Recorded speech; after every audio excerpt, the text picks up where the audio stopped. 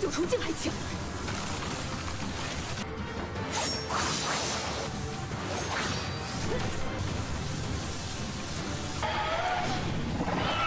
与神相拥。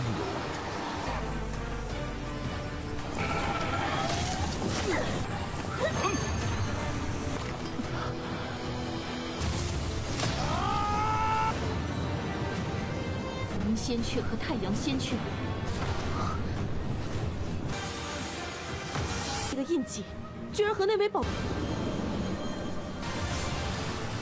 云飞哥哥在，切莫介意那。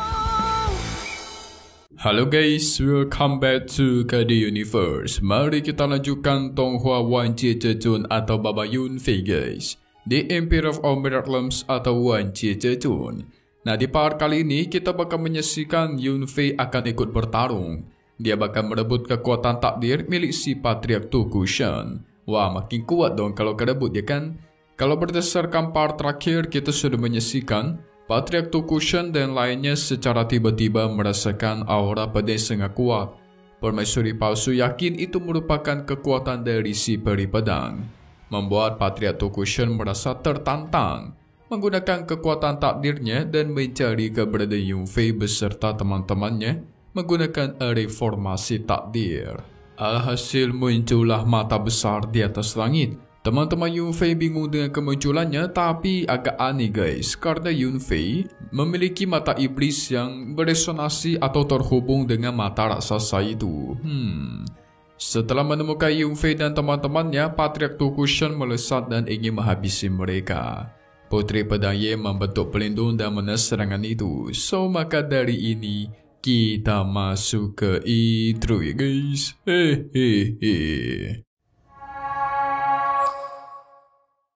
Setelah melihat tombak hukuman, Putri Pedang Ye tidak tinggal diam, memadatkan kekuatan es, melesatkan tebasan sebuah tebasan pedang, dan tuar. Terjadilah ledakan super besar di langit membuat tombak hukuman itu membeku dan hancur.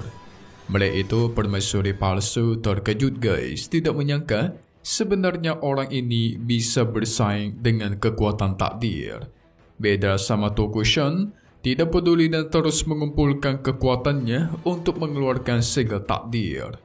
Gak lama dari itu muncul sebuah monumen raksasa kuno yang melesat ke arah Yunfei dan teman-temannya. Dengan cepat si Putri Pedang Ye memperkuat pelindungnya itu buat menahan serangannya guys. Tapi monumen itu sungguhlah kuat membuat pelindung pun mulai retak. Teman-temannya Yunfei yang berada di sana bisa merasakan kekuatan monumen kuno yang sangat kuat. Yunfei yang berada di sana tidak tinggal diam guys. Mengeluarkan harta menara ungu dan mengeluarkan teman-temannya di dalam supaya membantu. Alhasil pelindung milik Putri Pedang Ye mulai menjadi mengkuat dan tidak retak kembali. Tidak melakukan kesempatan, Putri Pedang melesat maju menghancurkan monumen kuno dan tuar. Terjadilah ledakan super besar dan Putri Ye berhasil menahan monumen kuno itu. Jelas menyaksikan itu membuat permaisuri palsu menjadi semakin bingung guys. Kok bisa kekuatan takdir yang adalah kekuatan terkuat di alam ini dikalahkan oleh seorang pedang abadi? Qing Sui tentu mulai khawatir dengan leluhurnya. Soalnya walaupun dulu Putri Pedang Ye pernah ingin membuka gerbang peri, tapi tetap saja kekuatannya sekarang belum pulih sepenuhnya guys. Jadi dia takut Putri Pedang malah terluka parah gara-gara pertarungan ini.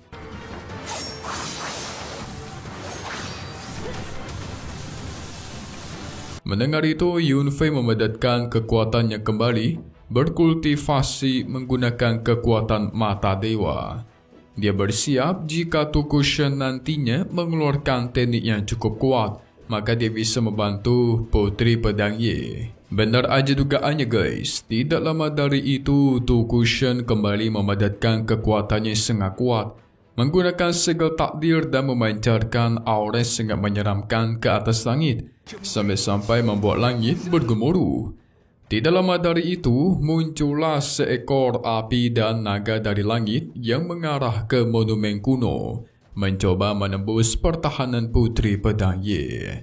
Alhasil terjadilah adu kekuatan yang super sengit di sini. 与神相拥， Sayangnya ternyata teknik milik Tokushin itu terlalu kuat. Dialah yang memenangkan adu kekuatan dan membuat Putri Pedang Ye berakhir terhempas. Gak cuma itu, elang dan naganya melesat maju ingin menghabisi Putri Pedang Ye. Menyaksikan itu, wacana lainnya mencoba membentuk pelindung guys. Tapi sayang si elang dan naga terlalu kuat, menghancurkan pelindungnya dan membuat mereka semua terhempas. Tersisa Yunfei seorang yang masih sibuk berkultivasi dalam memadatkan kekuatan mata dewa. Si ayah dan gurunya pun ikut turun tangan membantu pelindung di sekitar Yunfei supaya dia tidak terganggu. Tapi tetap saja mereka berdua dihempaskan oleh si naga dan elang. Menyaksikan itu, Tokushin tertawa keras. Dia terlihat sangat senang karena sekarang tidak ada orang yang bisa menandingi kekuatannya.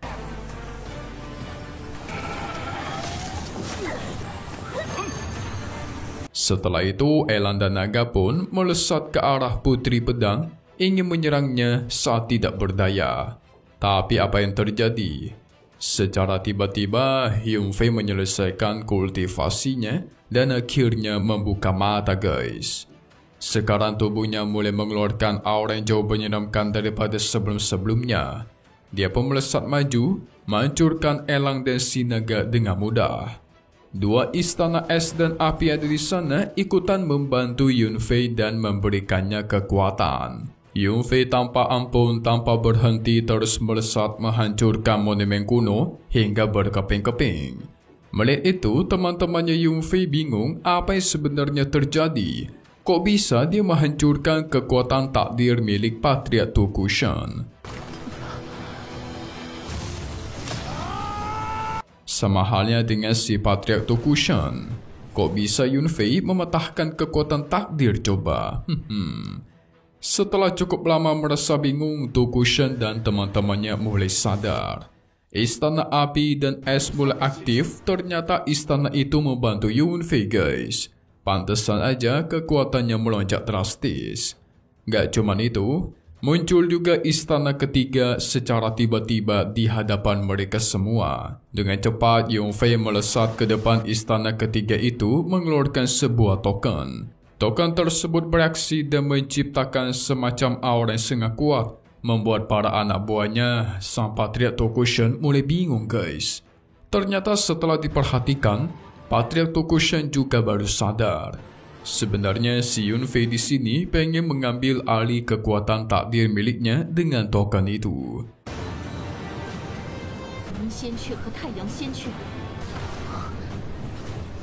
Alhasil permaisuri dan si Patriark Tokushin menyerang guys, tidak ingin membiarkan Yunfei berbuat seenaknya.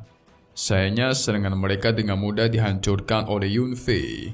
Ditambah di dahinya Yunfei muncul sebuah tanda yang beraksi dengan istana ketiga itu. Wah, nambah kekuatan lagi dong. Istana ketiga secara terus-menerus mengeluarkan aura yang sungguh kuat, membuka jalan khusus buat Yunfei supaya dia bisa masuk. Yero menarik kesimpulan kekuatannya berada di dalam dahinya Yunfei itu beresonasi atau terhubung dengan istana ketiga itu. Dan kemungkinan tanda yang ada di dahinya Yunfei itu adalah tanda legendaris kuno. Wow.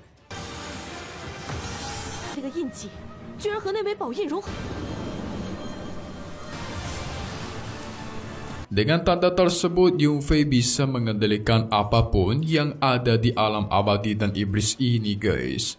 Hanya dengan pikirannya, bayangkan aja tuh, gila kan? Dengan begitu, Yerong menjadi semakin yakin, maka nggak akan ada lagi orang yang bisa mengalahkan Yunfei di alam ini. Wah, jadi penguasa terkuat dong. Setelah itu, Yunfei mengikuti arahan istana ketiga dan menyerap kekuatan di sana. Tapi nggak lama dari itu, Yunfei diberitahukan dari teman-temannya kalau mereka tidak mau Yunfei memadatkan kekuatan takdir itu sepenuhnya guys. Walaupun memang nanti dia bisa menjadi penguasa di alam abadi dan peri, tapi nanti ujung-ujungnya kalau semua kekuatan dia ambil, maka dia tidak akan bisa keluar lagi dari alam ini. 云飞哥哥在仙魔界域内，他能执掌整个仙魔界域之力，这两者是何物？天星道义。 Qinsui membenarkan hal itu. Sekarang Yunfei hanya bisa memotong jalur takdirnya supaya tidak menjadi penguasa dan terjebak di alam ini, guys. Yunfei mulai berpikir, dia sebenarnya sangat tertarik dengan kekuatan di sini. Tapi masalahnya kalau dia terjebak di sini, maka sia-sia aja dong perjalanannya selama ini. Jadi akhirnya Yunfei memilih memanfaatkan kekuatan takdir untuk dia berkultivasi, guys. Segera kekuatan dia serap dan tidak lama dari itu, tubuhnya memancarkan aura super kuat dan tanda-tanda pengen menerobos ke tingkat selanjutnya. Kira-kira setelah ini Tokushan gimana lawannya nih? Apakah mereka akan mencoba merebut kekuatan takdir ini? Tapi Yunfei tidak mungkin memadatkan sepenuhnya juga kan? Karena nanti terjebak pula di sini, ya enggak? Gimana? So jangan kemana-mana dulu dong. Coba kita lihat di bagian spoiler dulu aja nih guys. Kira-kira di part 154 mendatang, apa yang bakal terjadi? Singkatnya, nanti kita semua bakal melihat pertarungan pada akhirnya akan selesai. Yunfei mengambil mata air abadi dan memberikannya kepada Yelin. Membuat Yelin senang dong dan menyatakan terima kasih. Karena dengan mata air itu, pasti ibunya bisa selamat. Gak cuman itu, Yelin mencium Yunfei guys. Aduh, Linglong terkejut dan auto cemburu. Kira-kira gimana cara Yunfei mengalahkan mereka ya? Ini tiba-tiba udah selesai aja nih. Penasaran kalian kan? Gimanakah nasib Patriark Tokushan? Apakah dia bakal meninggoy atau hanya dibuat terluka parah? Kita tunggu lagi di part 154 Wan Jie Zhezhun. Seru buat tahun 1 ini, tapi update lagi nanti pastinya cuma di sini. KD Universe. Thank you buat kalian semua nonton dan selalu support channel Mimin. Semoga kalian semua sehat selalu ya. Memang pamit undur diri dulu. Kita bakal ketemu lagi di video-video selanjutnya. Oke kalau gitu, see you guys.